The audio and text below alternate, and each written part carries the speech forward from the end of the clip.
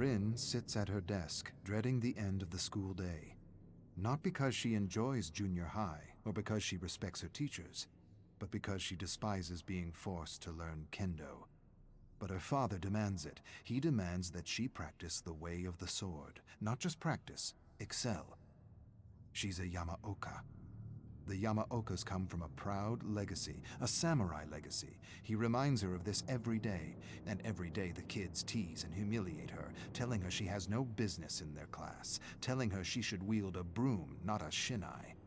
She ignores them and tries her best. Maybe if she excels with a katana, her father will feel better. He hasn't been himself as of late, frustrated, irritable, reactive. She can't do anything right, nor can her mother. He has become very quiet and talks and argues with himself. She doesn't understand what's happening to him, but she knows he is suffering, and the last thing she wants is to add to his pain. Family is everything, and maybe one day she'll be okay with wielding a katana. Maybe she'll even enjoy it. Rin's bones feel brittle and ready to collapse under the weight of the armor. She holds her bamboo shinai up to her opponent. I want this to be over. Can't this just be over? Her opponent insults her. He tells her there's a shattered window in the changing room she ought to clean before someone cuts themselves, Janitor Yamaoka. He laughs. He makes another janitor joke at her expense. A sudden heat rushes up her face. She wants to shove the shinai down his throat. See how he laughs with wood and splinters piercing through his stomach. Splinters piercing through his throat. Where did those thoughts come from? It's not like her to think such thoughts. She angles her shinai and feels something strange inside. She's never felt anything like it before, like a waking dragon in her heart. She stares at her grinning opponent. Faster than thought, she lunges and strikes his head. Everyone laughs at him. His head slumps in mingled defeat and humiliation. A boy stares at her with wide, disbelieving eyes. He blinks. You might be a Yamaoka after all. She hates to admit it, but it feels good to win. No, not to win. To defeat a foe. To defeat another human being. Defeat another human being? Why would I think this? These aren't my thoughts. But they are. She doesn't understand what happened. What thing came over her to give her the strength to contend with the boy in front of her? He isn't laughing anymore. He glares at her. She beat him. Not once, not twice. Thrice. The boys continue to stare at her open-mouthed. Something is changing in Janitor Yamaoka. They know it. She knows it. She feels the waking dragon in her heart. It's the closest she's ever felt to being a fighter, a warrior, a Yamaoka. And she likes it. Likes being treated with respect. Likes being taken seriously. For an instant, she imagines herself beside the great Renjiro Yamaoka and his son, Kazan. Something tugs in her heart, and the dragon stirs.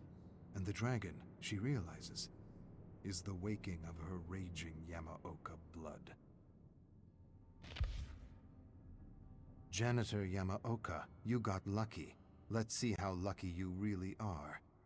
Boys close in on her, cursing, jesting, shouting. She wants to run, but doesn't see an opening.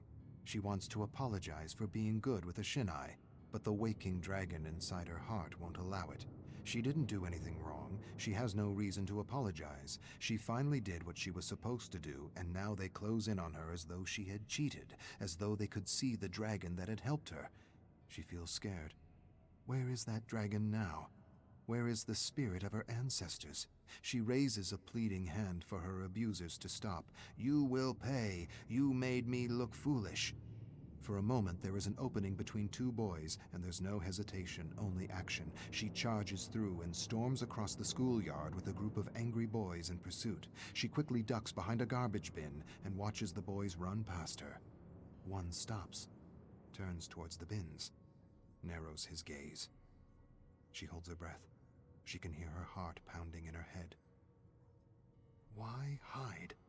You are better than these peasants. Stand and show them who you are. But she does not reveal herself. She hides and wishes that waking dragon to go back to sleep.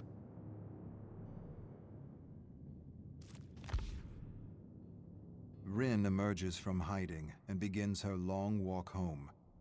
The dragon in her heart admonishes her for hiding, tells her she is more than her tormentors and should never cower before bullies and abusers. She's not sure what she should have done or what she should think. Maybe she should have faced them. Maybe she should have confronted them. Maybe she should have beaten them down and torn them limb from limb. Limb from limb? What am I thinking? Where did that come from? Limb from limb. What dark thoughts are these?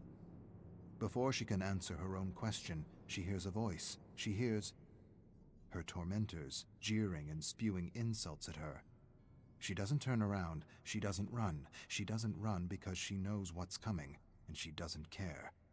The dragon within tells her everything's going to be okay. The boys throw garbage at her, call her Janitor Yamaoka, Janitor Yamaoka, Janitor Yamaoka. She knows what's next. She sees it in her mind's eye like samurai of old. They'll push her down, surround her, punch and kick her, but this time she won't let the pain defeat her. She won't let the fear paralyze her. She'll use the fear and the pain to feed the dragon. Today her bullies will feel teeth and claws. They will feel her wrath, and they will learn she is a Yamaoka.